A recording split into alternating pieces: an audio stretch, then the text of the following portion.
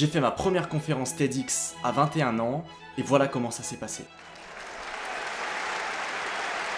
Bon, j'abuse en vrai, ça s'est pas réellement passé comme ça. Mais oui, j'ai vraiment fait une conférence TEDx. Et ce qui est marrant, c'est que ces conférences, je les ai toujours vues comme quelque chose d'extraordinaire. Voir des personnes comme Bill Gates ou encore Elon Musk parler de leur sujet avec passion. Et je me suis toujours demandé, mais comment ça se passait en coulisses? Comment on était choisi pour participer à un TEDx? Est-ce qu'il fallait payer? Est-ce que c'était sur candidature? Et si vous, derrière votre écran, vous voulez participer, est-ce que c'est possible? Et quand on regarde les intervenants, ils ont l'air quand même super à l'aise. Mais comment ça se passe au niveau du texte? Est-ce qu'on doit le faire nous-mêmes? Est-ce qu'on est libre sur l'écriture? Et tout ça à quel prix? On arrive enfin le jour J. Comment on se sent?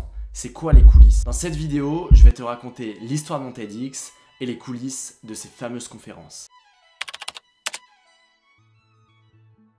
Ça m'étonnerait si vous avez cliqué sur la vidéo, mais pour ceux qui ne connaissent pas, je vais expliquer en 20 secondes qu'est-ce que TEDx et leur mission. TED, c'est un programme international qui permet à des individus de partager leurs idées et leurs expériences à travers des conférences. TEDx, avec le petit X à côté, fait référence aux conférences TED, mais qui sont organisées localement et de manière autonome. Par exemple, par des villes ou des universités et qui suivent les mêmes principes que les conférences TED. Les conférenciers sont soigneusement sélectionnés et invités à partager leur sujet dans le but de partager des idées qui méritent d'être diffusées. Les conférences, elles couvrent un large éventail de sujets, les sciences, la technologie, l'art, la culture, l'entrepreneuriat et bien d'autres encore. Et chaque événement TEDx est unique, qui reflète la diversité des idées et des perspectives de sa communauté. Ouais, ok, c'est ChatGPT qui m'a donné la définition. Et il m'a aussi aidé à créer le texte de la conférence, mais ça, j'y reviens juste après. Et vous le verrez, tout ne s'est pas passé comme prévu. Le truc, c'est que participer à une conférence TEDx, c'est super compliqué. Là où c'est possible de payer un article Forbes ou un article BFM TV pour faire un peu genre, TEDx sont vraiment super carrés et c'est très compliqué d'être choisi.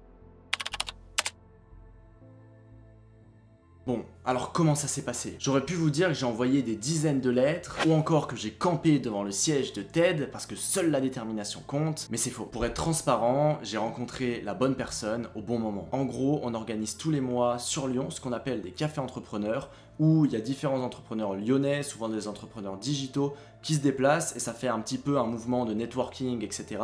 Et dans ce café entrepreneur, il y avait un gars, Grégoire, qui était de passage à Lyon, et qui m'a dit: bah écoute, avec mon université, on organise un TEDx sur le thème de l'ambition, le sujet il est libre, est-ce que ça vous dirait de participer? Et vous commencez à me connaître, forcément, j'ai pas trop réfléchi et j'ai dit oui. Bon ouais, dit comme ça, j'ai rencontré la bonne personne au bon moment, et je vais reprendre la citation de Denzel Washington: la chance, c'est quand la préparation rencontre l'opportunité. C'est toute la préparation qui compte, parce que mine de rien, sans avoir organisé ce café entrepreneur, j'aurais jamais fait cette rencontre. Et sans avoir lancé ma boîte et travaillé 3 ans comme un fou pour obtenir ce genre de résultat, pareil, j'aurais jamais organisé ce café entrepreneur et j'aurais encore moins fait cette rencontre qui m'a permis de faire un TEDx. Bref, avec ce gars-là, on s'est rappelé 2-3 jours plus tard et on a signé des papiers et une charte avec TEDx et son université pour statuer qu'on allait bien participer au prochain TEDx. Ah oui, parce que ce que je vous ai pas dit, c'est que j'étais pas seul pour faire ce TEDx, mais c'était un duo. On était deux, mon frère jumeau et associé Maxence et moi-même. Ça y est, on allait faire notre premier TEDx. Mais tout ça, c'était pas facile. Personne ne nous avait jamais appris à structurer un discours, à faire le texte,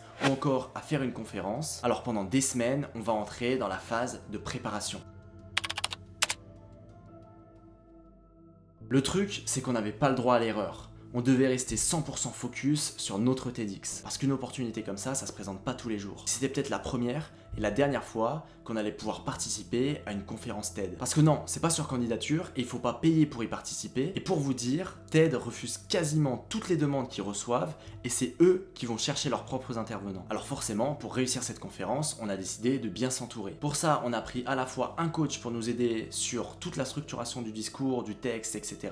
et un coach pour nous aider sur la prise de parole, sur la conférence en elle-même. Et notre préparation, elle allait se composer en 3 phases. Première, faire le texte. Deuxième, améliorer le texte avec notre premier coach. Et la troisième, s'entraîner sur le texte avec notre coach de prise de parole. Alors directement, on a pris notre papier, on s'est mis à écrire, mais problème, on savait pas vraiment par où commencer et quoi faire. Structurer un discours, c'est quand même assez différent de faire une vidéo YouTube ou un Reels sur Instagram. On avait notre thème, l'ambition. Le problème, c'est que le sujet était assez large. En fait, on pouvait parler de tout et de n'importe quoi en lien avec l'ambition. C'est pour ça qu'il nous fallait une ligne directrice à suivre, et c'est à partir de ce moment-là que j'ai commencé à me renseigner en lisant des livres et en regardant toutes les vidéos YouTube qui apprenaient un petit peu à faire un discours, à faire un TEDx, etc. Et pour ce discours-là, j'ai compris 2-3 principes vraiment super importants que je vais vous partager et qui pourront vraiment vous servir. Déjà, pour que ça marche, il faut comprendre qu'il y a 3 règles. La première, ça va être de capter l'attention dès les premières secondes. Et ça peut se faire notamment avec l'impact du messager. Comment on va réussir à crédibiliser notre discours avec un titre, avec une expérience, etc.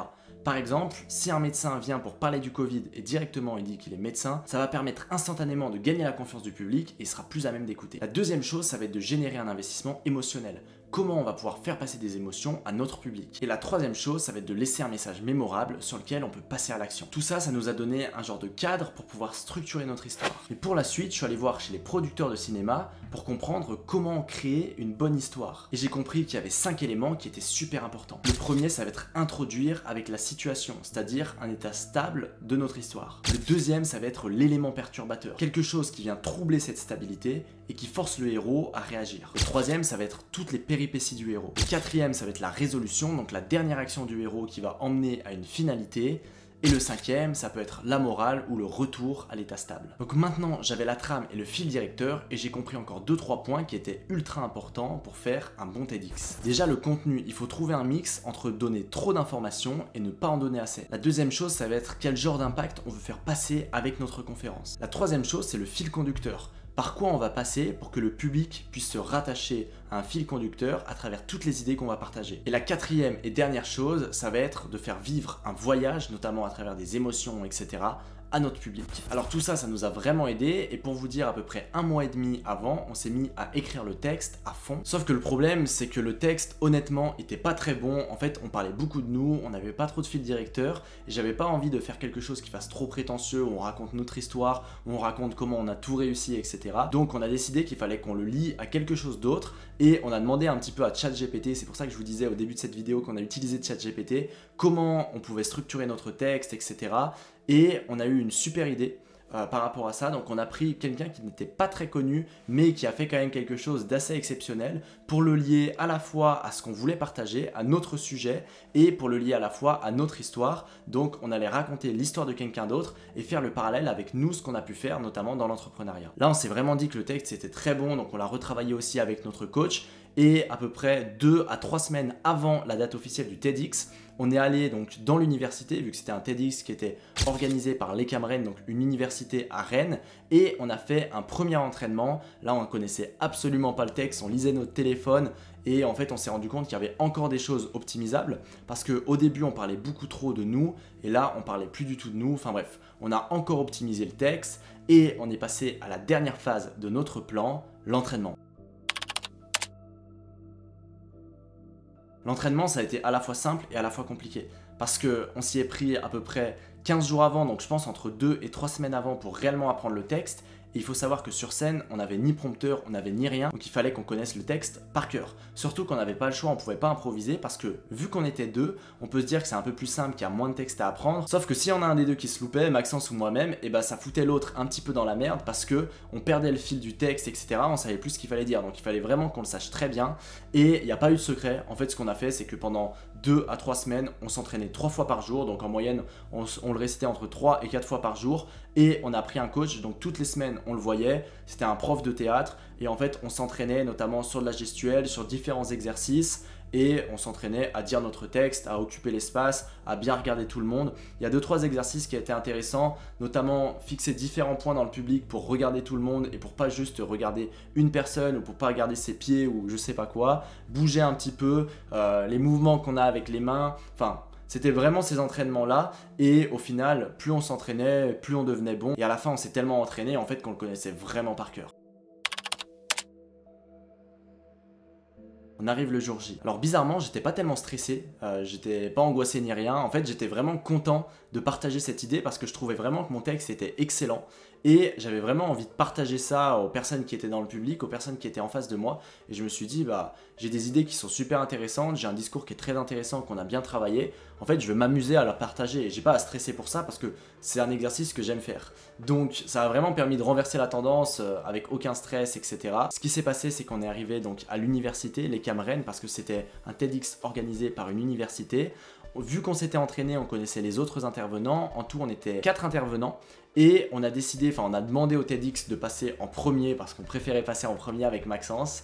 Et donc on s'est entraîné un petit peu une première fois, après on récitait un petit peu notre texte. Les gens ont commencé à rentrer dans la salle et je me rappelle on était dans une petite salle derrière. Et après on est rentré sur scène. Voilà, c'est fait. Maintenant on doit vous dire quelque chose. Avec Mathis, on a passé 36 ans en prison, 18 ans chacun. Pourtant rassurez-vous, on n'a jamais volé personne, on n'a jamais tué personne, on n'a jamais commis aucun crime, ni même aucun délit. Mais si on a passé autant de temps derrière les barreaux, c'est bien qu'il y a une raison. Alors si vous voulez voir le TEDx, il sera disponible d'ici quelques mois sur la chaîne YouTube TEDx Talk, si je me trompe pas. En fait, ils ont besoin de faire des vérifications pour s'assurer qu'on dise pas de choses qui sont contre leur politique. Alors moi j'ai les rushs, mais malheureusement je peux pas encore vous les partager. De toute façon, je ferai une annonce et un teaser au moment de la sortie du TEDx. Donc n'hésitez pas à vous abonner pour ne pas louper ça. Si la vidéo vous a plu, n'hésitez pas à mettre un like. Nous, on se retrouve très vite dans une prochaine vidéo. C'était Mathis. Ciao.